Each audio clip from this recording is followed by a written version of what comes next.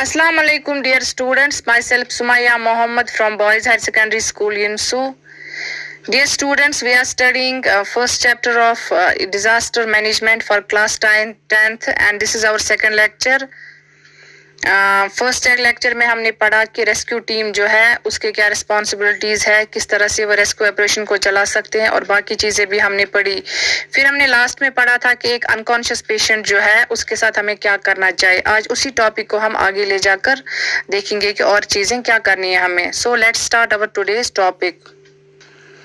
First, जब एक person unconscious होता है हमने देखा कि उसकी पोजीशन हमें कैसी रखनी है। अब हम देखेंगे check airway, safe positioning of unconscious victim, breathing normally. ये जो पिक्चर में ये पोजीशन दी गई है अनकॉन्शियस पेशेंट के लिए, बिल्कुल उसको इसी तरह से रखना है।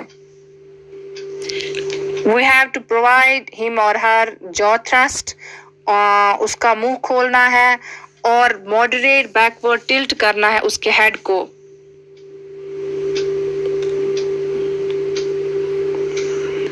We have to prevent rotation of head.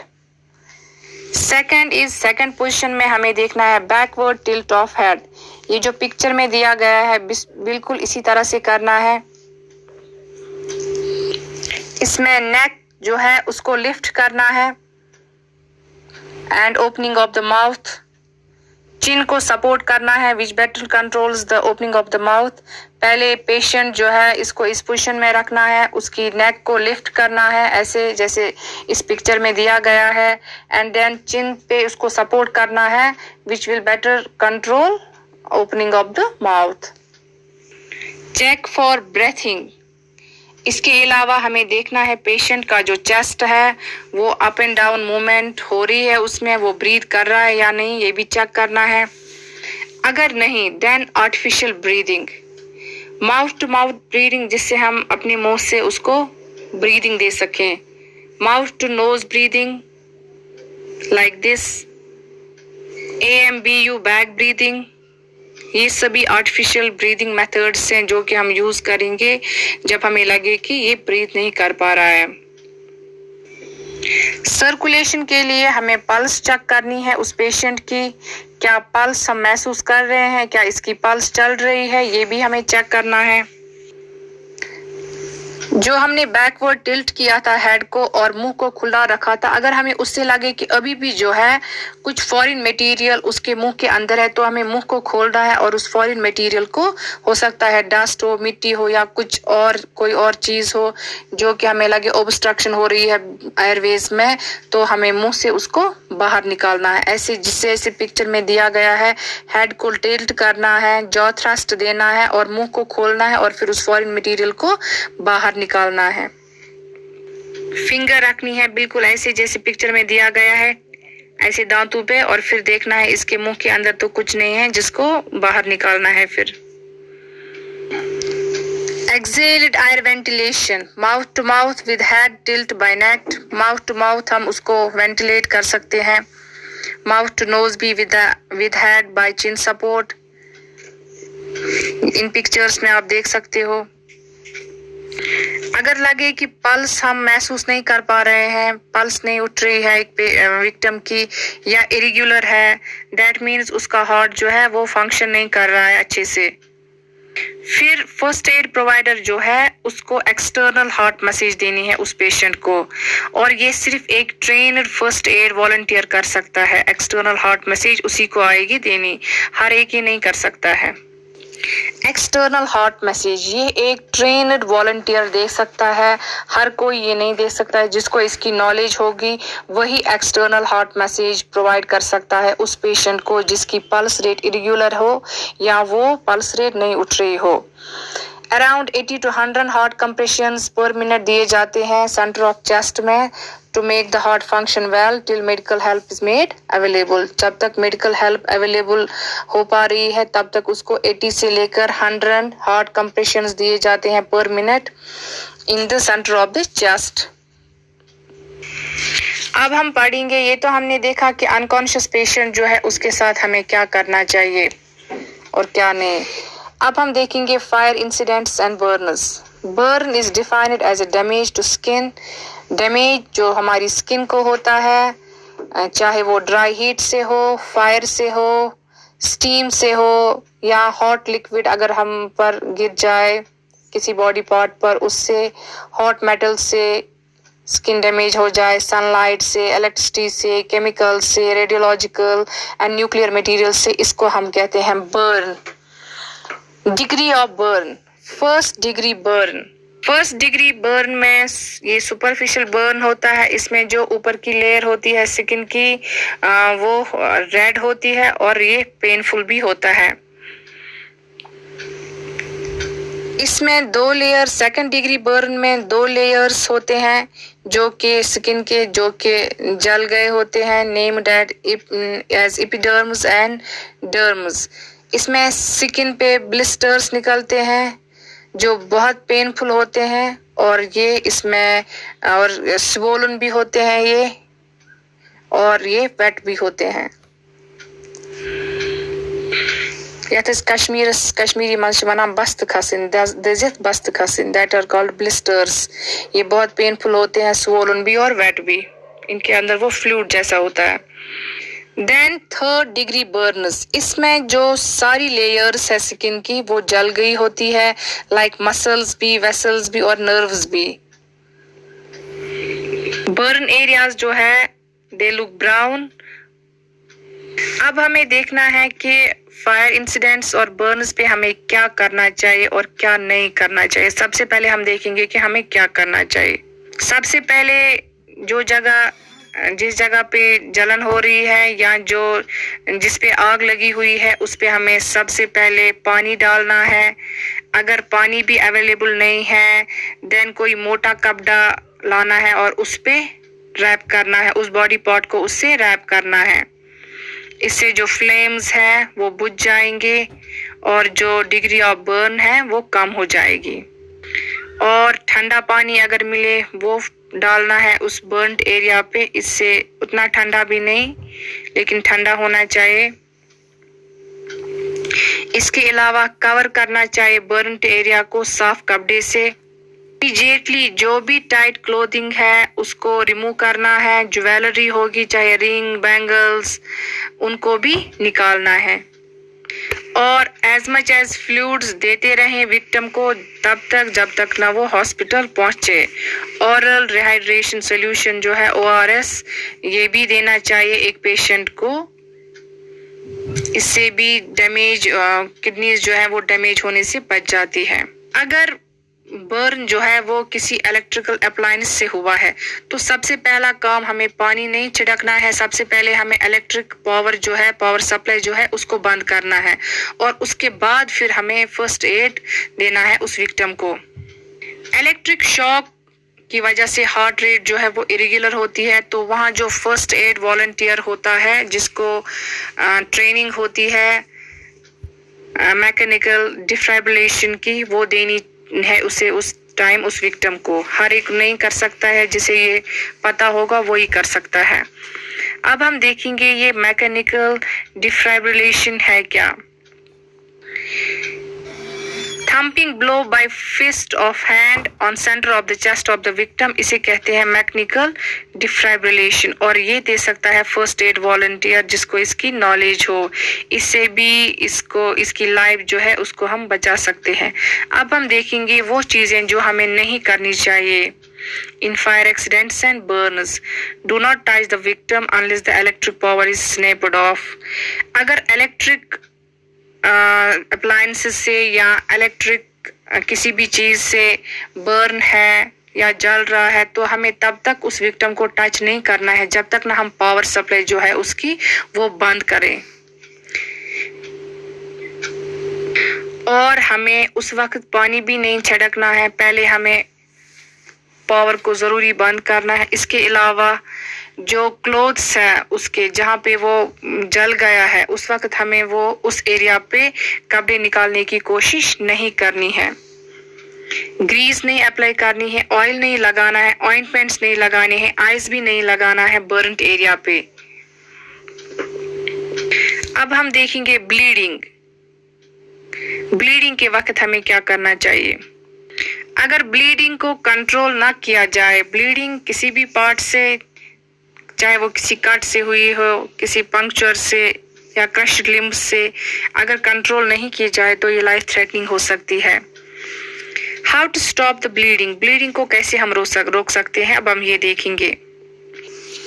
सबसे पहले हमें विक्टिम को नीचे बोलना है, लेट के बैठे, और उसके लिम्स जो है एलिवेट करने हैं अबो हार्ट, और जेंटल कंप्रेशन देना है ताकि ब्लीडिंग जो है वो रिड्यूस हो जाए।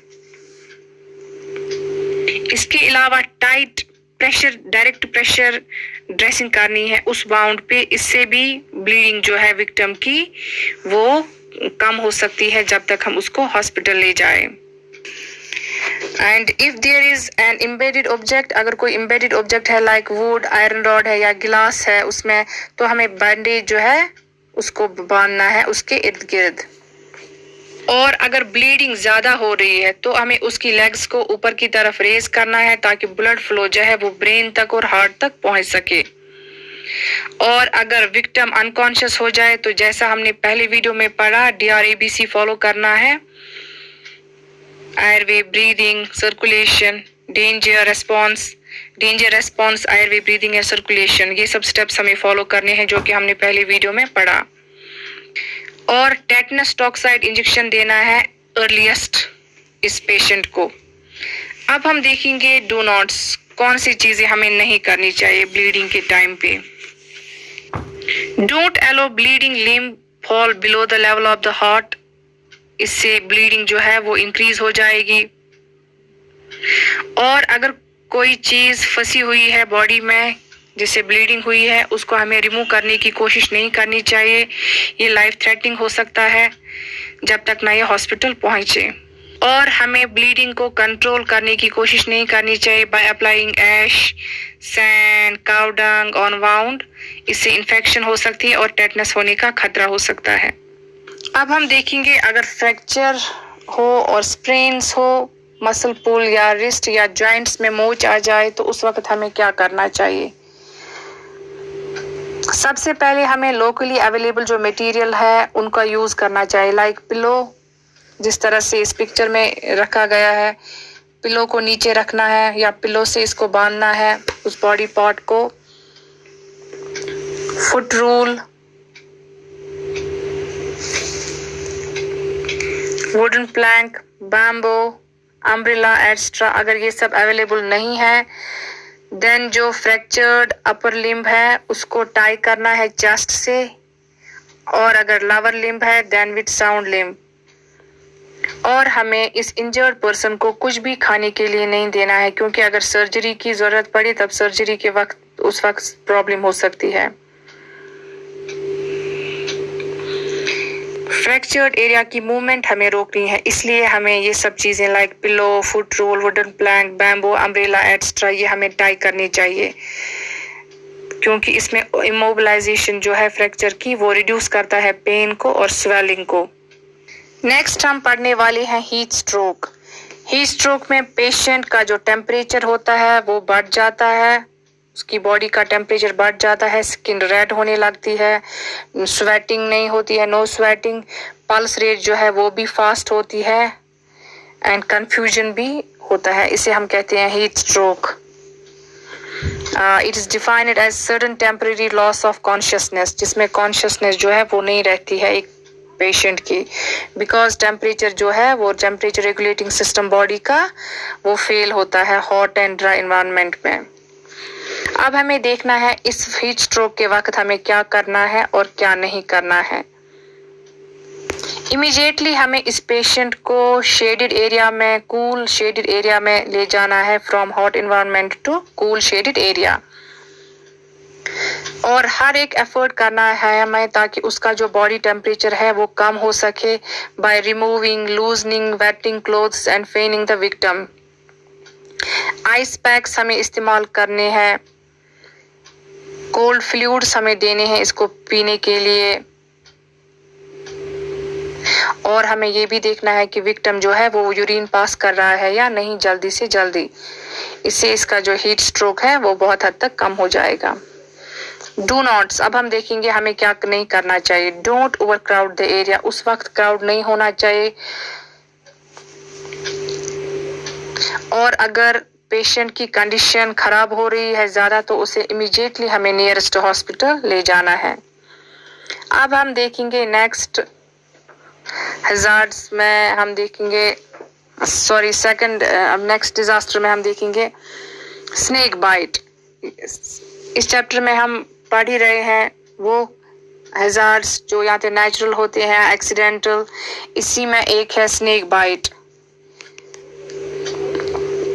हर एक स्नेक जो काटता है वो पॉइजनस नहीं होता है, वो इंसान को बाइट करते हैं अपने आप को डिफेंड करने के लिए।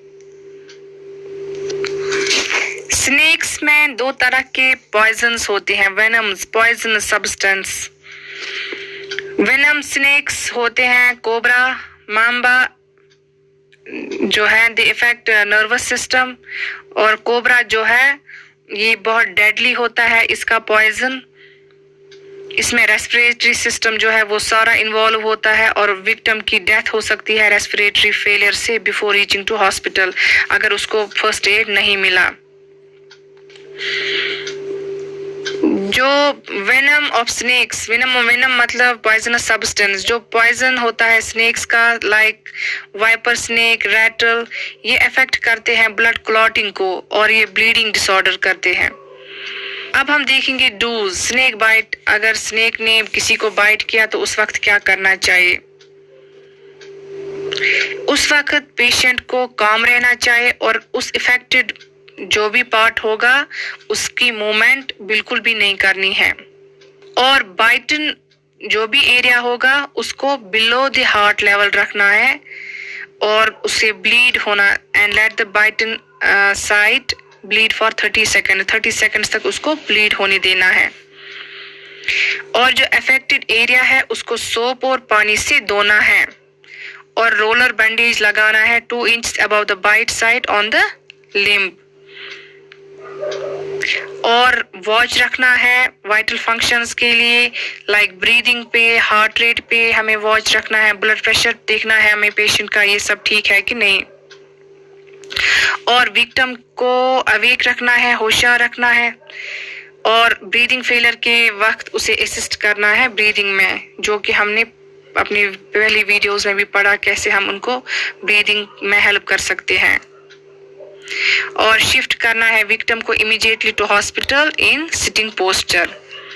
अब हम देखेंगे क्या हमें नहीं करना है स्नेक बाइट के वक्त।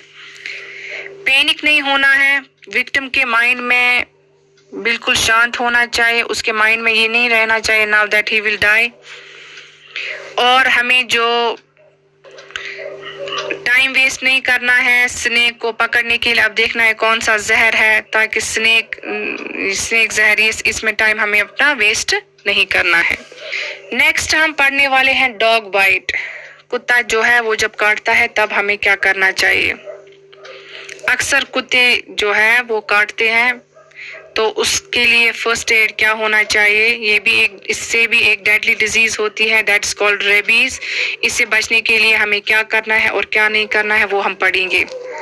Wash saliva immediately and wash the wound with soap and water.